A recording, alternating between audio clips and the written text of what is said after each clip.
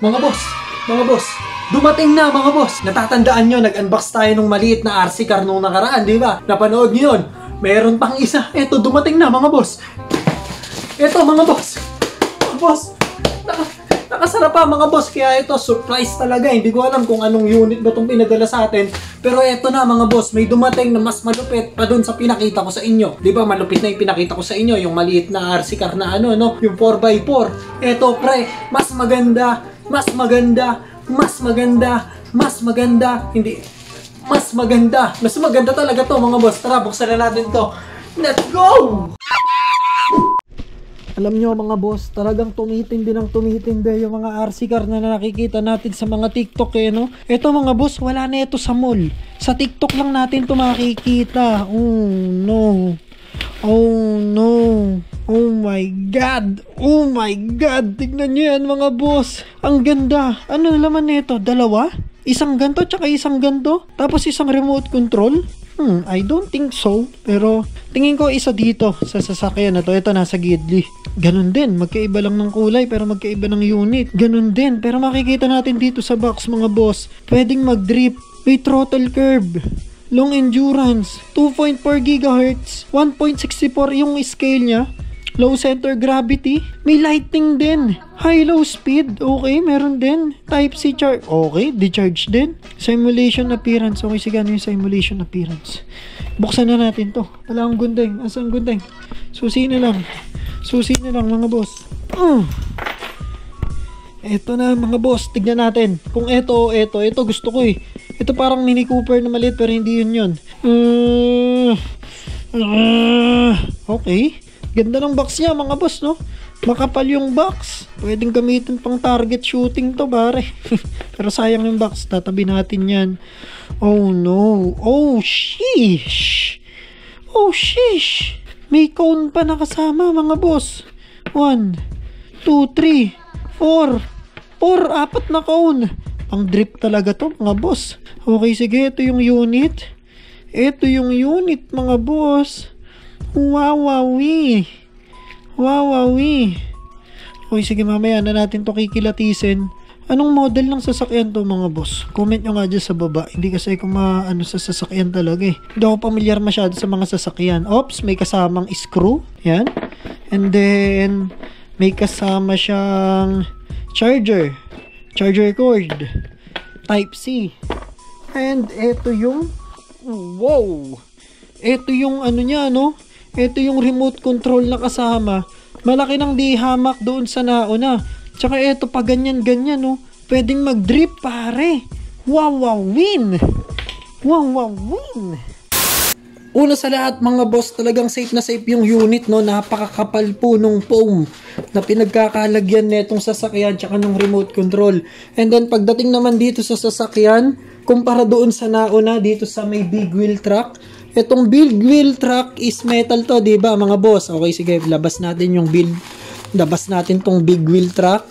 Yung big wheel truck is metal mga boss, kaya talagang may kabigatan yan. Mabigat siya mga boss. Pero itong ano natin dito, no, itong ACE speed natin dito, ACE speed.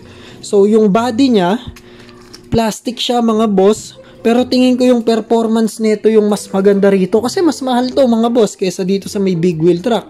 Etong big wheel truck nasa 599 siya, something ganon, parang mas mura pa sa 500, parang ganon. Ito naman nasa 1,000 to mga boss. Pero kung mapapansin nyo, yung remote control na itong dalawa na to, itong isa sa big wheel truck, napakasimple niya lang, parang remote control nga ng TV, diba? Pero itong remote control na itong A-Speed pare, ang laki. Parang ganito talaga yung sa mga yung mga malalaki natin na RC car na nakikita sa mga mall. Yan, ganito yung ginagamit nila. Etong remote control, kailangan niya ng battery. So ayan mga boss, ang kailangan nating baterya dito is dalawang AAA. Meron tayo niyan mga boss. So kahit King Ever lang yung gamitin natin dito, pwedeng pwede yan mga boss, no? So lagay natin ang ating super duper lakas na King Ever. So ayan mga boss, umilaw na. So may on off naman siya. Pwede nating buksan, pwede nating i-off. So kailangan nating i-open din mismo yung sasakyan. Buksan natin yung sasakyan, naka-off yan. So may initial charge naman yan, factory charge. So pwede nating hindi siya i-charge muna.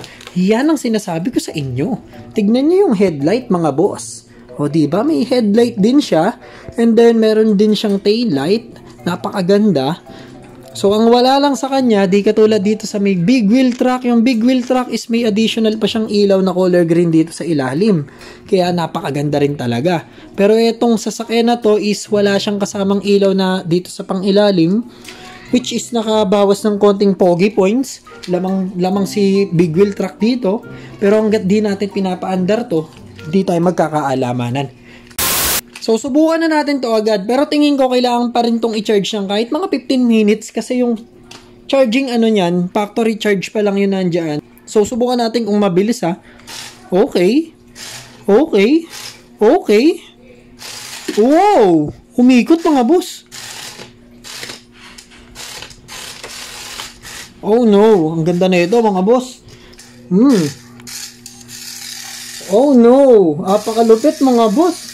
Nagdi-drip mga boss, oh. Yun, no? Ang tulin mga boss, halos di nyo makita sa ano, no? Sa frame ng camera, no?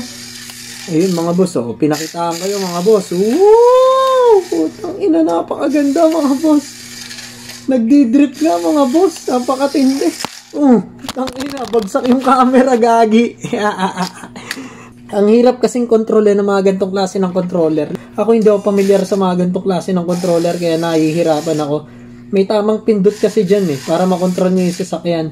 Kaya yung mga nagko-control ng mga gantong klase ng RC car, tapos ganito yung controller, galing na galing talaga ako sa mga ganon. May mga nagpapa-andar kasi sa mga truck mismo.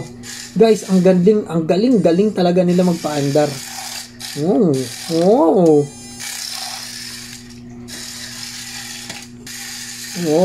Umiikot, utang ina. Pang ano lang yun sa Fast and the Furious ko lang napapanood yun Ayan, tignan nyo.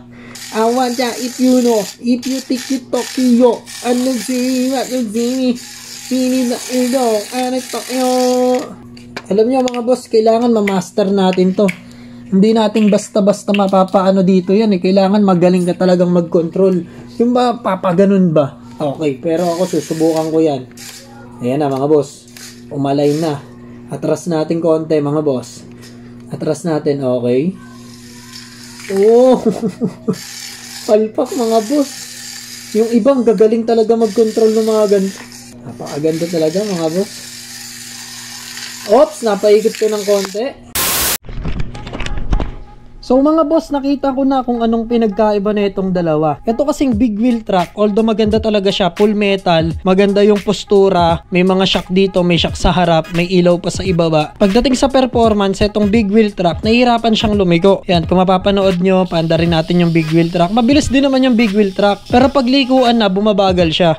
Yan, kung mapapanood nyo, ops, o diba? Mabagal siya pag likuan. So, hindi siya nakakaliko ng mabilisan. Hindi katulad dito sa natin, speed pare. Yung A-speed, sobrang tulin naman mga boss. Matulin na siyang paandarin paabante tsaka paatras. Ayan nakita nyo?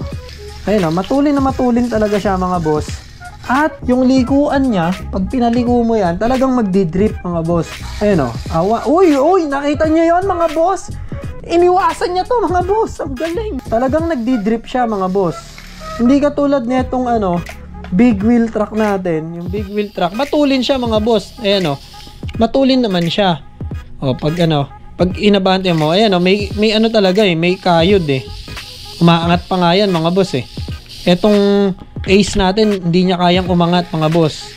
Dahil nga maliit lang yung gulong niya, hindi niya kayang umangat. Pero ito kasing big wheel truck, malaki na yung gulong niya, makapit pa. Kaya kaya niyang umangat diba napapaangat niya yung sarili niya. Tingin ko ito mabilis din talaga to. Pero dahil nga bakal yung kaha niya, nakakabawas ng speed niya yung bakal na na body part. Ito naman, plastic siya mga boss.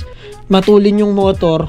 So, dahil plastic siya, sobrang tulin niya na lalo. Mabuti na lang, hindi nila ginawang bakal yung body part nito. Yun pala yung nun mga boss, di ko naisip nung nakaraang video. May tendency talaga na bumagal yung unit mo pag ginawa mong mabigat. Katulad nito, mabigat talaga to mga boss.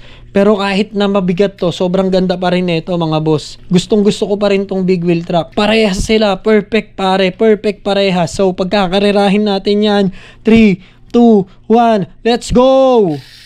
Uy! Nakita nyo yun mga boss? Yung unang arangkada, nauna yung big wheel truck. Pero sa unang arangkada lang siya mabilis. Mas naungusan din siya talaga na itong ano no, yung sasakyan natin na to na nagdi-drift. Ang ganda. Wawawi. So ayun lang mga boss, gusto ko lang din marinig sa inyo o mabasa ko dyan sa comment section kung nagandahan nga ba kayo dito sa drift car na to. Pare, babasahin ko lahat yan. Anong komento nyo dito sa pinakita ko sa inyo na RC car? Okay ba? Palag-palag na ba to sa mga branded pare? Ito mga China made to pare. Pero tingin ko palag-palag na to sa mga branded pare. Lalong-lalo na sa presyo niya, mas mura to kaysa sa mga branded talaga pare. Ang tule, nagdi-drift, ang ganda ng remote control niya at ang ganda rin ng pinaka-unit. So guys, babasahin ko dyan sa baba kung okay na ba sa presyo niya na 1,000, kung sulit na ba at kung nagandaan kayo dito sa unit na to guys. So maraming salamat sa inyo guys. Kita-kits tayo next video. Parang gusto kong kompletuhin lahat ng mga pre. Ang ganda talaga eh. So maglalaro muna ako, practice muna ako na gamit yung remote control na yun dahil medyo mahirap talaga pag first time mo. Bye bye, let's go, peace.